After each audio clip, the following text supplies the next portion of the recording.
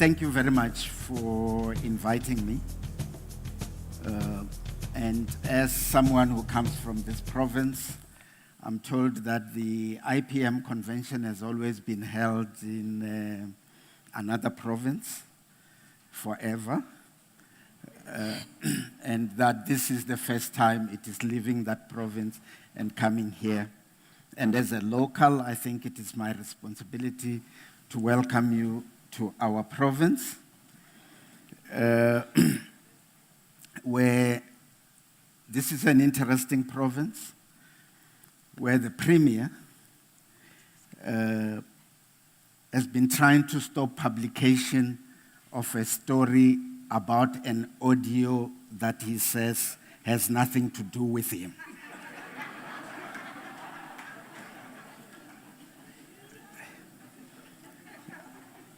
Yeah. It takes, I think, the fourth revolution, industrial revolution, thinking to wrap your mind around something like that. I was asked to speak about leadership dispensing hope and ethics. How much does it really matter? So, two things struck me about the topic. The first was, is it a question or a statement of fact that leadership dispensing hope and ethics, how much does it really matter? And I thought the key operative word in that whole sentence was really, because the thing says, how much does it really matter? It doesn't say, how much does it matter? It says, how much does it really matter? So, HR divisions in institutions can be seen in a narrow sense as that group that sits over there and who ensure salaries are paid and issues resolved, especially disciplinary ones. Or they can be viewed more broadly as the division that ensures work is actually done. In the first instance, where there are this little group that sits over there, it would be a very passive unit that waits for problems and ensures a form of justice prevails in whatever the issue or issues is or are. In the second option, it would be an active unit that assists with production and the fulfillment of the mandate of the institution. And that would mean understanding the production line of that entity. In other words, if you are an HR person at KU that is making bins, it doesn't really help for you to sit in your office and not even know where the bins are coming from, how they come into the firm, what happens to them, who does what.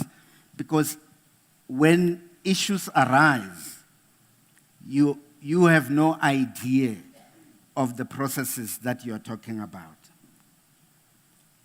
And that's why I agree with Ian when he was saying that people need to, if you are in HR, you need to stand up at strategic sessions. But you can only stand up and speak at strategic sessions if you know where the people are and what they do. I'm a journalist speaking to practitioners of people management about people management. Now, in my mind, I don't think there is a more definitive proof of my madness that can be found than agreeing to speak about this issue to experts like you. So if it doesn't make any sense, accept that it is because I accepted to come. I should have said no.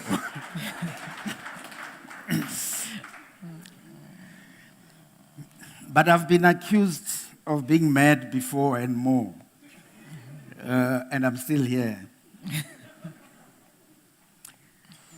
I see personnel management as the key to ensure production,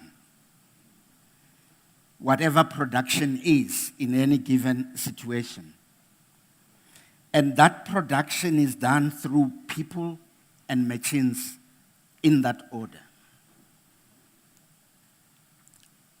In leading and ensuring targets are met and sustainability assured, fairness and justice are key components of such leadership.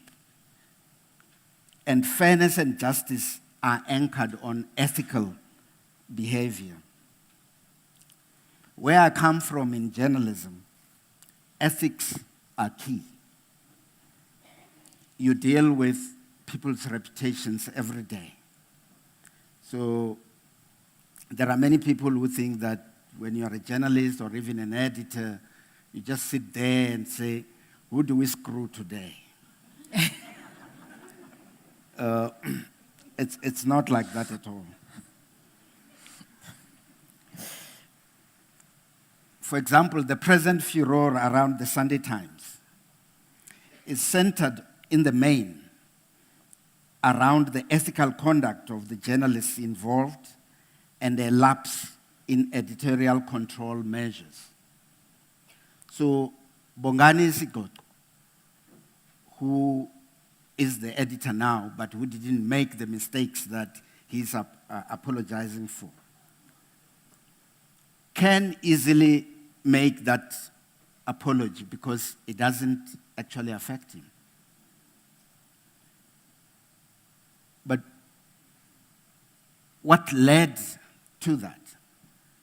It's because a situation and system was allowed to develop where certain people's work was no longer being put through the rigorous scrutiny that must affect every story that is either published or broadcast.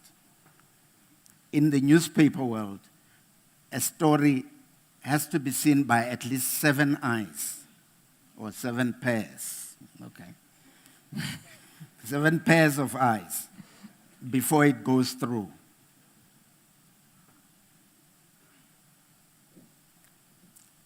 And that mistake that the Sunday Times made doesn't end with them. Because those stories that have now been disowned won prestigious awards such as the Standard Bank Sikuvile Awards. The Sunday Times is returning the awards and the money for ethical reasons, which presents the awards conveners with an ethical problem of its own. What do they do with the award and the money? Do you declare one of the runners-up as a winner and pass the money to them? Or do you just nullify the award, accept the money back, and use it to advance the cause of ethical journalism? The Publishers Support Services, which is the organization of newspaper publishers that runs this competition that was won by these stories, has decided on the latter. So they'll get the money back and they will give the money to the Press Council of South Africa to start an investigation into the ethical lapses that happened at the Sunday Times and everywhere else, so that there is a scientific basis of ensuring that this thing doesn't happen again. This is what I call leadership, and ethical leadership at that. Accepting responsibility for mistakes that have happened and taking steps to deal with those mistakes.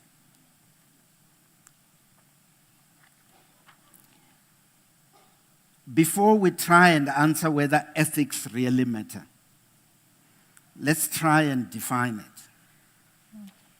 Google says ethics are, quote, the moral principles that govern a person's behavior or the conducting of an activity.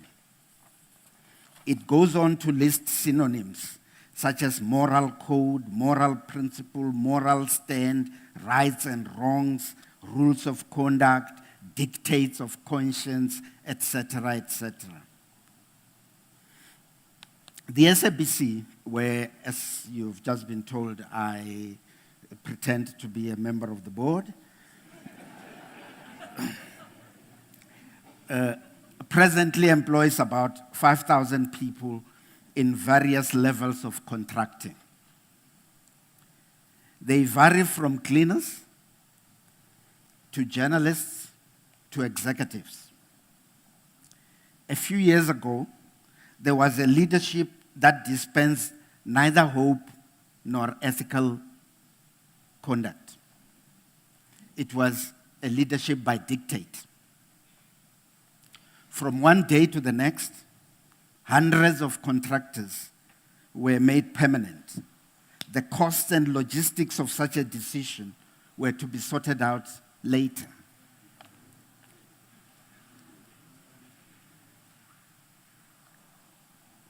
From one day to the next, a policy of 90% local content was decreed, literally, like at 1 o'clock on Monday, tomorrow morning on Tuesday, everything must change. The financial implications of programming gone haywire are still being felt today. Metro FM used to have a program on Sunday morning called The Love Zone. I'm sure some of you who are as old as I am and love R&B would have been fans of that program, right? That R&B was mainly American music. From one day to the next, that program was gone. Metro FM lost all its listeners in that slot. And if you listen to 702 on Sunday, you will be pardoned to think that you're listening to Metro FM Love Zone, because they have taken that whole slot and the listeners. So as far as Metro is concerned, even if it tries to claw back, those listeners are gone.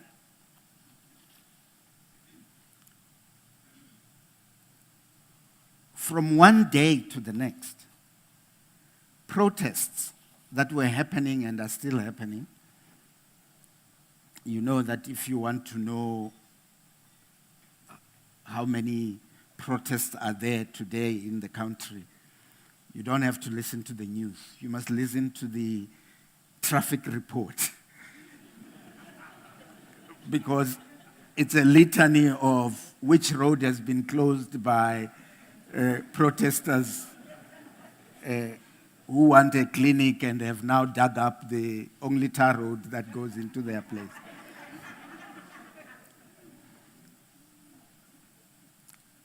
But from one day to the next,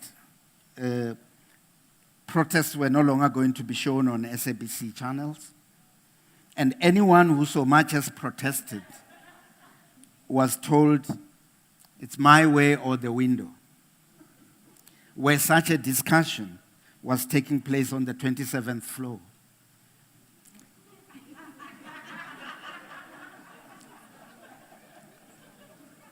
And this is an institution of knowledge production, but debate and attempting to convince each other were outlawed. As a result, the institution is gutted financially and morally. No better person than the then acting CEO, Jimmy Matthews, captures the rot more succinctly when he had his Damascus moment and called it quits around June last year. And this is what Jimmy said. For many months, I have compromised the values that I hold dear under the mistaken belief that I could be more effective inside the SABC than outside. Passing comment from the sidelines.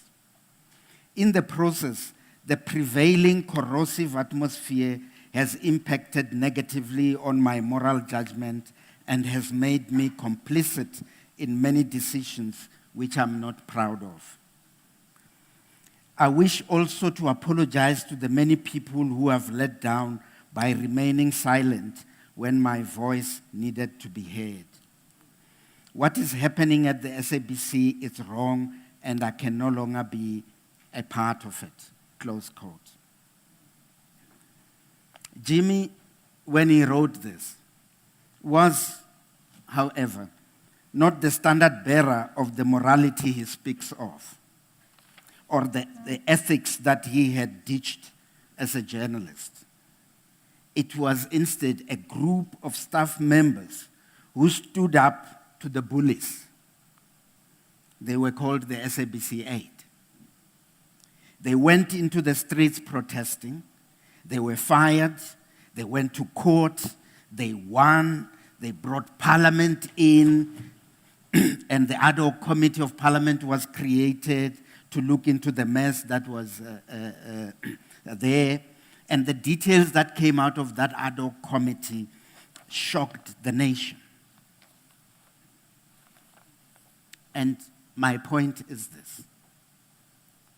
Nowhere in that sequence was the SABC HR division anywhere near those SABC 8, except for writing the letters that were firing them illegally.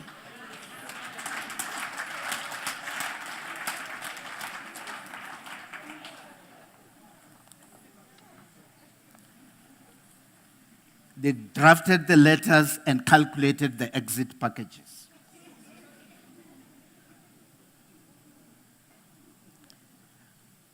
But as a result of the action of those workers, the Rot was arrested and the rebuilding of the institution started.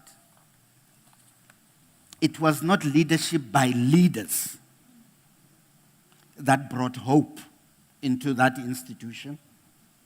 It was leadership by employees who followed the dictates of their conscience and took a moral stand for the ethical conduct of their journalism that saw Jimmy pen that letter. And so,